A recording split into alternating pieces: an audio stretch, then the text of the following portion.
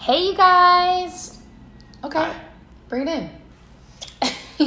Always googly eyes. We're back for another Monday, God-given couple Monday. We're so excited. Last week, just a few things came up, and it is what it is. So we always have people asking, "Hey, when are you guys coming back?" And here we are. And we back. And we're back. And so we had an amazing weekend. Got a lot of just really good nourishment. I mean, at least I can speak for me.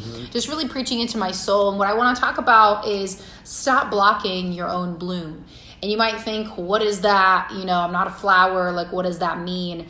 When it comes to blocking your own bloom, there's so many different factors that play into your growth, your blooming, your just level of potential that you could reach. And so we all have potential. It's just a matter of what we want to do with it. So I see so many people, and I included, have been stuck in blocking my own bloom because I didn't want to hurt other people's feelings, because I had friends and family that I really cared about. It was hard for me to walk away from all the work that I put in. But I really want to start with this. When it comes to blocking your own bloom, it all starts with a personal belief system. When you only have a certain level of belief and take, scale from 1 to 10, we got the table at 0 and this is 10 here, where do you lie in your personal belief and how you view yourself? How you view yourself in what you've accomplished so far, how you view yourself in your relationships, business, personal, with your significant other, family, friends, how you view yourself in just what you get done on a daily basis. I know a lot of mentors have poured into me, and it's Monday, you started off your week. How strong did you start? Were you happy with what you accomplished? The reason why I'm asking is a lot of us will start without a plan and just let the day happen to us rather than us going into a day and making things like having things planned out and having them happen, right? So having a plan is always super key. But the personal belief system, I really want to stick onto that because there's so many of us that will put on this really good front and say, I have it, I got the juice, on Instagram I look good, on Facebook I look good, I look skinny with this angle, I'm making money at this angle. But really, when you look at the real angle, none of that is true. And what's true to you, and that's what's true to me, what's true to Johnny, true to everybody else, it's what's true to you. And so that personal belief is so important where you really have to get real with yourself as to where are you? And when it comes to, of course we talk a lot about relationships, and this one isn't really I guess it's more of a self relationship. Yeah, this is more like inner work. Inner work. That's good. Because it really does start with you. And that personal belief of what is it that you think you deserve and what are you doing to get to that is absolutely everything. So a lot of people are blocking their bloom, they're blocking their growth because of places that we're going to dive into, like your environment. Like the people you listen to. Are you listening to people who have what you want? Are you listening to family, friends, or other people who just have that authority figure over you? When I say over you, it's just because that's what society says. And there's so many different areas that you can look into as to what you believe that you should have. And an environment is one that I really want to touch on and stick on, and then I'll pass it over to you to kind of share your tidbits. Is because environment is so key. I've been in several different environments, from the corporate environment to, in different network marketing businesses to now working with the Dream Factory of being in such a nurturing environment. And I can honestly say that, in some of the environments I've been in before, they weren't as supportive. They weren't as growth happy. We're looking up, different kinds of, soil when it comes to your bloom. What kind of nutrients are you adding in? Is it more of like a scarcity mindset nutrients, or like you got to do this, or, you mean nothing to me kind of, nutrients? Like there's so many different ways that you can look at it. And sure, people are going to move out of fear. I posted this yesterday. Fear is going to move faster than any virus ever could. With everything about the coronavirus, everybody's freaking out where you walk down and you see shelves of, a bunch of water's gone, hand sanitizers at an all-time premium, toilet paper's gone. And I'm sorry, what does the coronavirus say that we need to go and gather all this toilet paper? Because at the end of the day, fever, chills, cough, and maybe a little stomachache doesn't mean you buy copious amounts of toilet paper. I mean, maybe not for me, but people are getting it out of fear. I don't know. I posted up a bunch of Purell. Like I bought Purell like way earlier, probably about half a year ago. So it's on my Amazon. I'm selling it for $50. Feel free to. No, I'm just kidding. That price gouging is crazy. Yeah, it is crazy. Yo, but check out the Amazon affiliate link selling Purell for $100. Let me know who's hot. But no, it's right. Like I think what's interesting, and then I'm just gonna give in my little tidbits right here. I'm crazy about this woman. In case you guys haven't known, I'm gonna literally say that on every episode, and then later, like a year later, I'm gonna make a montage saying I'm crazy about this one. I'm crazy about this one. And it's always gonna end with the smooch. All right. So I think what's interesting is that if you look at it across the board now, from media to marketing, those are the only two examples that I'm going to use. Media and marketing. Pay attention because this is crucial. Anytime something is marketed to you, it's going to always be through a medium. Whether that's news, whether that's through visuals, whether that's through, written word, something. And I remember one of my first clients, he was an internet marketer, very renowned in pay-per-click ads, which means that his copy is what converted people into customers. Now his copy had to make sense to the people that were reading it, so to convince them, via psychology a little bit, to ensure that they would want to buy at the end of reading either halfway or, all the way. So he says, Johnny, he's like, let me ask you something. If I told you that you were going to get an additional thing after buying my product, would that entice you to buy it? I'd be like, I guess, sure, if it's added value. But then he said, well, what if I were to tell you that it's only a one-time offer and then after that, it's no longer going to be there. It's gone. And I said, well, I'd probably pick that one. And I was like, 20 at the time or something like that? And I was like, I had no clue or any experience in the internet marketing world. So I was just like, sure, yeah, that makes sense. If it's gone, it's gone. I'd want to get it. And so he was basically explaining the psychology of fear, because whenever you entice somebody with fear, you're most likely going to get their attention, and most often than not, you're going to engage them. You're going to allow it to engage with them to ensure that they're going to buy something from you or consume anything. Now, if you look at it from media to the news or media to marketing overall, like let's take this coronavirus for an extreme example. They're like pitching this thing hard, and in doing so, they're ensuring that they're grabbing your attention to do radical extremes, from buying things that you probably won't need like maybe 6 months from now. Let's hope not, right? Let's hope this thing doesn't spread, as bad as they're saying it is. But like, let's say you're going to have all this food for prep, for like 6 months, and it's just going to be sitting in your closet, and then, everything like that.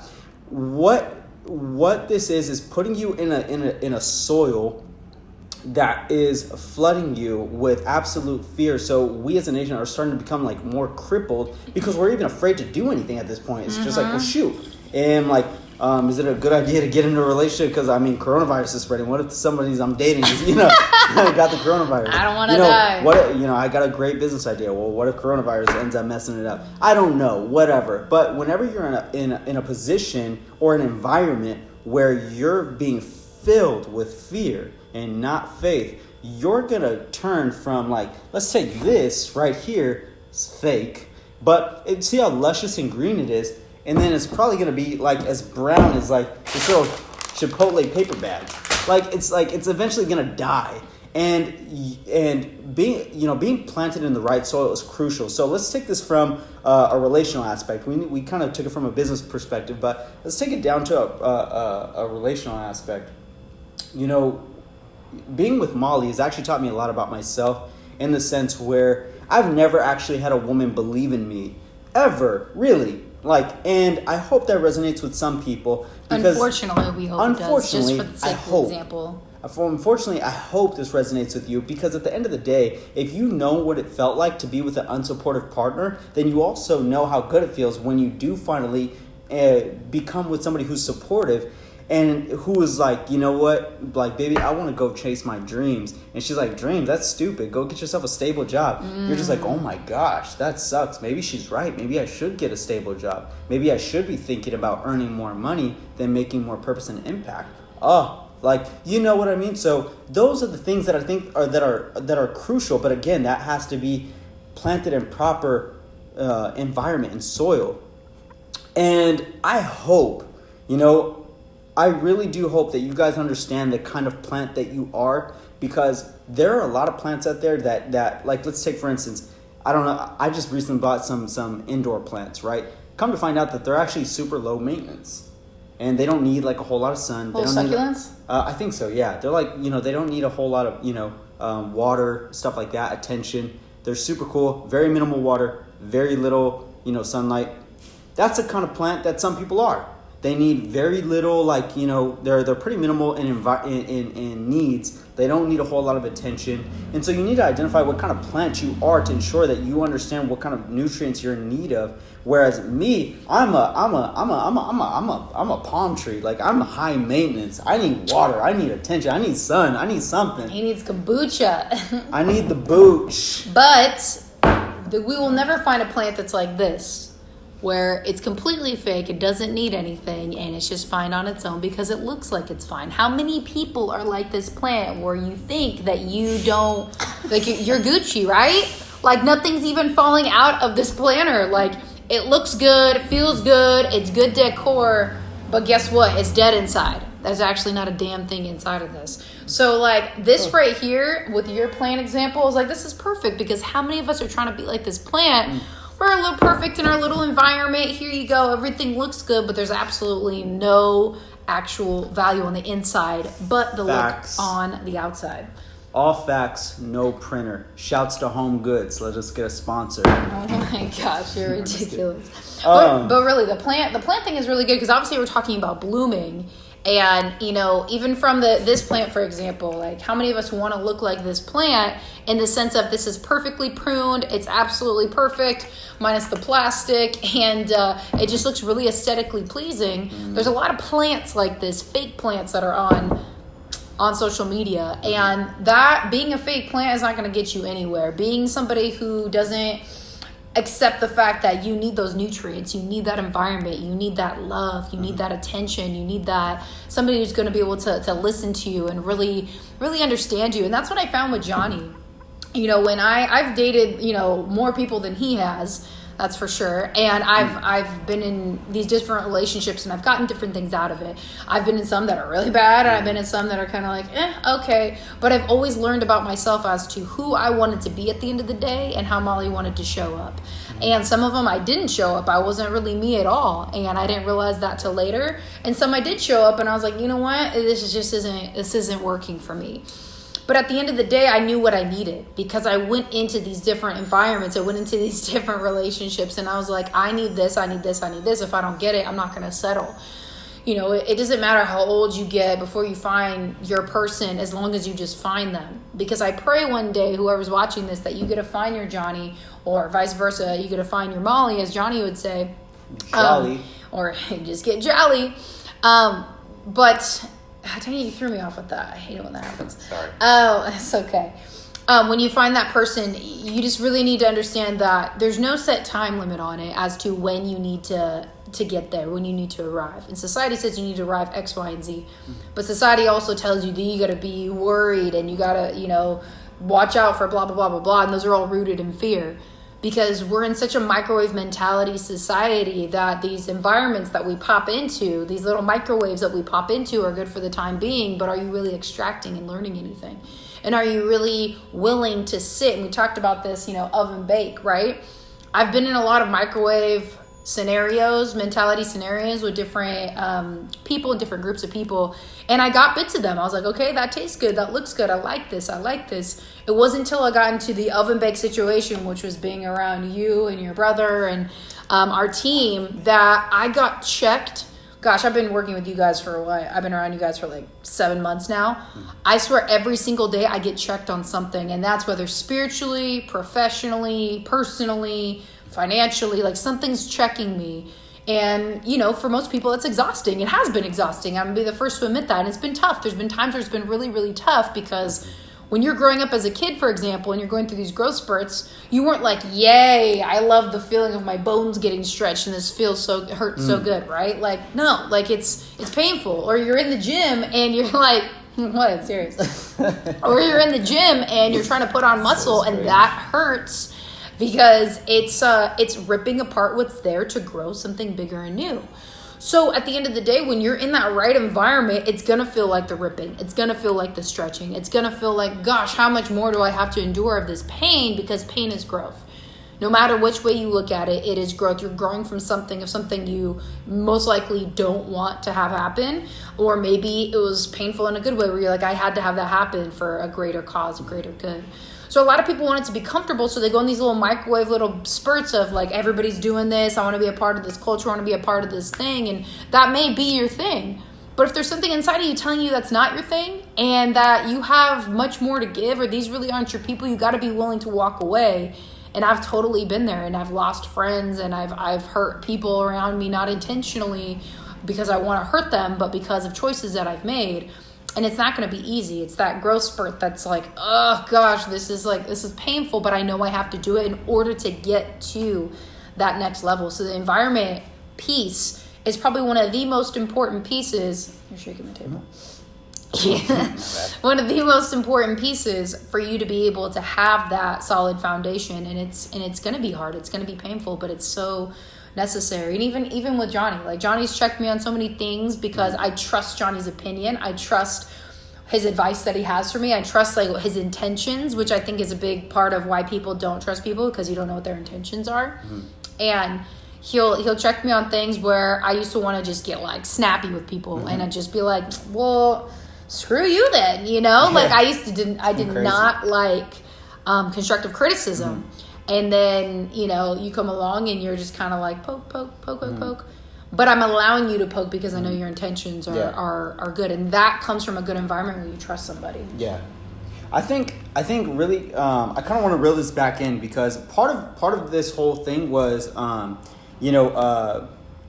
personal belief systems. So I think personally that you have a personal belief system, which I think is also heavily tied with maybe like even like a spiritual belief system, but then also externally, what it is that you surround yourself is more or less what you believe in. And I think I'll even go as far as there's a social belief system, right? We kind of all go, heard things when we were a kid, like, if you hang around 5 bad kids, you're bound to be the 6th, or, you hang around like 6 billionaires, you'll become the 7th, things like that. We've heard about phrases like that since we were kids. And so I kind of want to reel this back into the environmental perspective from this standpoint of like, if you're like, it's so critical for you to have a belief system of anything, because what you believe in will tell you more about yourself than you think. And for me, my belief system, of course, I'm Christian, my faith is in God. So I told a friend this, that I don't have confidence, I have Godfidence. Which then means that my belief about myself is actually from the standpoint of how God sees me, so that anytime I lose sight of who I feel like I am, anytime I don't like who I'm seeing in the mirror, more often than not, I'm going to look back into the Word to ensure that God says that I was fearfully and wonderfully made, that I'm a masterpiece, that I am His creation. So then that way I don't feel like a sense of shame or I don't feel disappointed when somebody feels or projecting something on me. That's crucial, because then once you believe in who you are as a person, you then understand what it is that you're worth. Then once you understand that you're worth, you're going to cultivate your very person in the environment necessary to thrive. And so check this out. I was Googling this before we got here, and you guys know that Miracle-Gro stuff. It's like Miracle-Gro, like, for your garden. Like, I'm sure, the like soil. Your parents, I'm sure whenever they watered the garden, they got some kind of substance. I remember Miracle-Gro. It's a very famous brand. Let's see if we can get them sponsored too. Tag them. Oh my gosh, get to it. We're trying to monetize this. No, I'm just kidding. All right. So True it says. entrepreneur. So it says, an ideal rooting environment.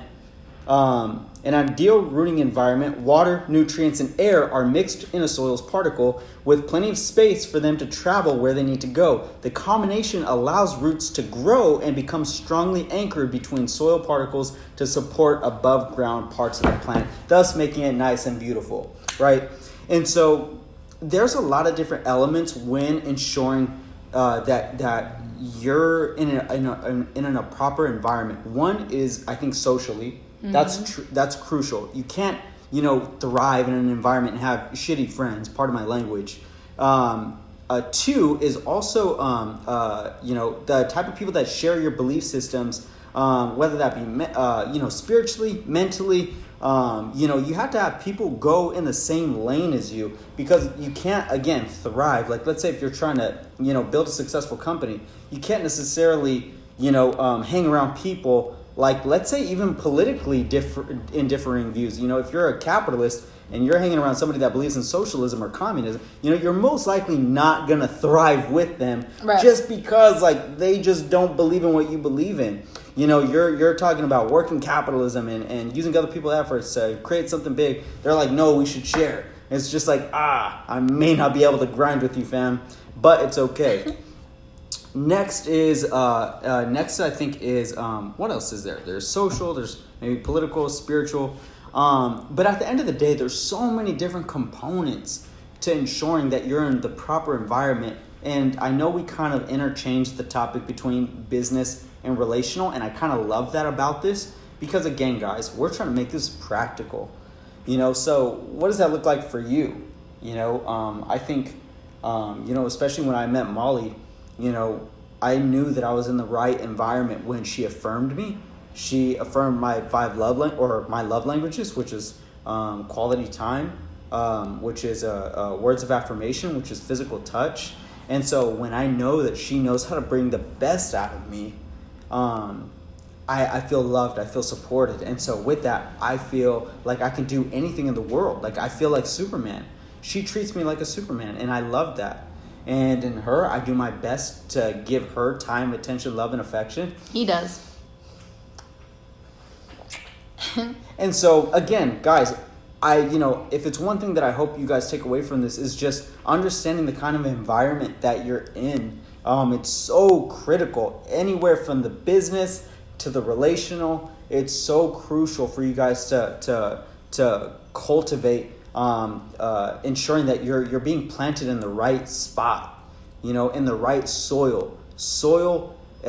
Actually, I found out not that long ago that soil actually makes a huge difference. You can't use the same soil for every plant. It doesn't work like that. You have to identify what kind of soil you need, and to ensure that your plant gets the nutrients that it needs to bloom.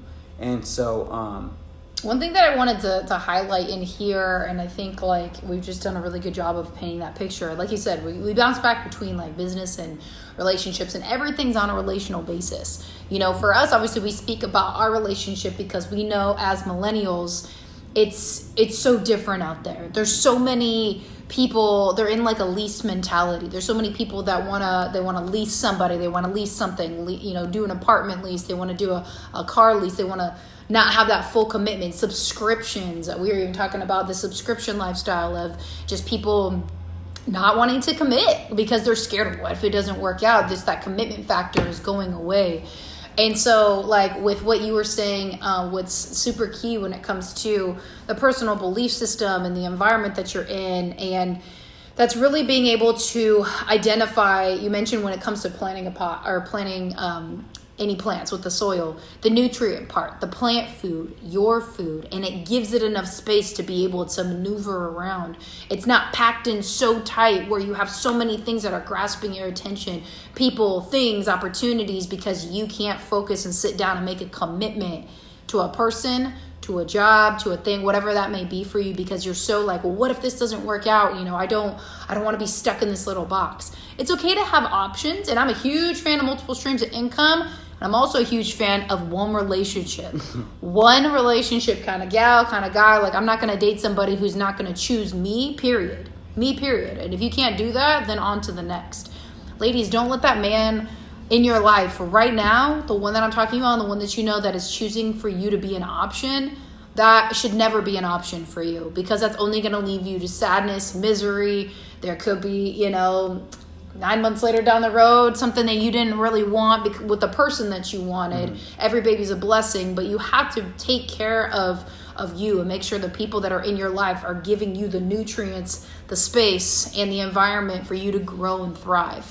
Because if you don't, then you're just going to have that repetitive cycle, and chances are you're going to become the very thing that you wanted to get away from and not become. Whether that's somebody in your tight-knit circle, family, friends, whatever that may be. you have to be able to understand that if you do not give yourself the right kind of nutrients and then also make commitments to yourself, to one person, to one entity, and really have that all-in type of mentality, you're always going to have just so many things you're going to have to be worried about and try to figure out, and it's going to get really confusing.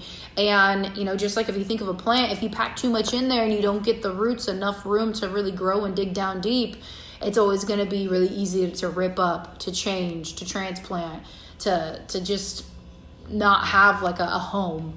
And home is definitely something that I felt with Johnny that I've never really felt before, is like having a home with somebody else, because Johnny's one of my closest friends, my best friends, and obviously also my boyfriend and the person I want to spend the rest of my life with. So that right there, like, I had to make a commitment. I can't just sit here and just be like, we'll see. Right. Ain't nobody got time for that. Like, if you're looking for your Prince Charming, you got to start with the princess first, or vice versa. Like, we were talking about this, and this is kind of a side tangent. When it comes to commitment in relationships, it's one of those things where so many, like, the women want to blame the men and the men want to blame the women. It's both. There's a lot of women out here that are portraying themselves and literally giving it all away on social. Why would a man want to invest in that? Or men coming out here and they just want to treat women like dogs because they had one that broke their heart, and they're never going to forgive women as a species because they were broken. You got to be able to move on, let things go, and be able to be the best person that you can, cultivate in your environment the nutrients that are coming into your life in order to give good out in every area of your life.